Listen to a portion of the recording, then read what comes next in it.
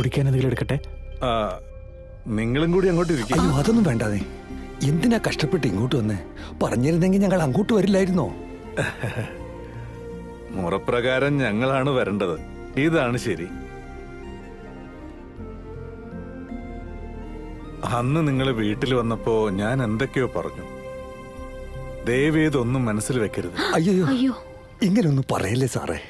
ഒരു പെൺകുട്ടിയുടെ അച്ഛന്റെ സ്ഥാനത്ത് നിന്ന് സാറ് പറഞ്ഞതൊക്കെ 100% ശരിയാ. ഒരു അച്ഛന് മോളോടുള്ള ആ സ്നേഹം കണ്ടപ്പോ വീണ്ടും വീണ്ടും സാറിനോട് ബഹുമാനം കൂടിയതല്ലാതെ ഞങ്ങൾ ആരും തെറ്റിദ്ധരിച്ചിട്ടില്ല. ഏതൊരച്ഛനായാലും സ്വന്തം മകളെ മറ്റൊരു കുടുംബത്തിലേക്ക് പറഞ്ഞയക്കുന്നതിന് മുമ്പ് അവന്റെ കുടുംബത്തെക്കുറിച്ച് അന്വേഷിക്കുന്നത് തെറ്റല്ലല്ലോ. അത് തന്നെയാണല്ലോ സാറും ചെയ്തത്. ഞാനൊരു അച്ഛനാകുമ്പോ ഇതേപോലൊരു സിറ്റുവേഷൻ വന്നാ നിങ്ങൾ ചിന്തിക്കുന്ന പോലെ ചിന്തിക്കുള്ളൂ. അതുകൊണ്ടാ ഞാനൊന്ന് സ്വന്തം കാലിൽ നിന്നതിന് ശേഷം നിങ്ങൾ വന്ന് കാണാമെന്ന് ഞാൻ വിചാരിച്ചത് സർ. ഇത്രയും നാള് പണത്തിലാണ് റിച്ച്നെസ് എന്നാ കരുതിയിരുന്നത്. മറിച്ച് മനുഷ്യ മനസ്സിലും റിച്ച്നെസ് ഉണ്ടെന്ന് നിങ്ങളെ കണ്ടപ്പോഴാ മനസ്സിലായത്. നിങ്ങൾ ഞങ്ങളുടെ വീട്ടിൽ വന്ന സമയത്ത് ധാരാളം സ്വത്തുണ്ടോന്ന് ചോദിച്ചതിന് ഇല്ല എന്നാണ് മറുപടി പറഞ്ഞത്. അതാണ് റിച്ച്നെസ്. നിങ്ങളുടെ മകൻ അതിനുള്ള കഴിവുണ്ടോന്ന് ചോദിച്ചപ്പോ നിങ്ങൾ ആത്മാഭിമാനത്തോടെ മൗനമായിരുന്നു എന്നല്ലാതെ ഒരു വാക്ക് പോലും പറഞ്ഞില്ല. അതിലാണ് റിച്ച്നെസ് ഉള്ളത്.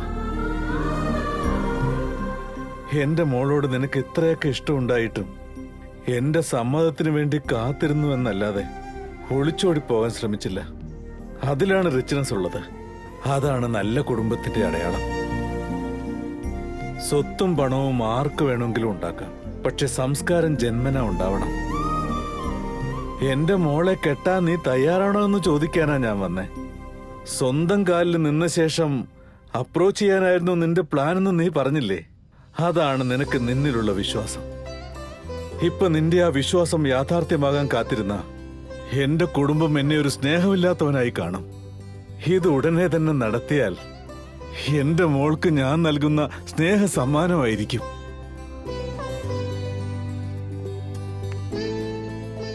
എന്റെ മോൾക്ക് ഒരു നല്ല അച്ഛനാവാനുള്ള ഒരു അവസരം തരണം. സമ്മതിക്കടാ.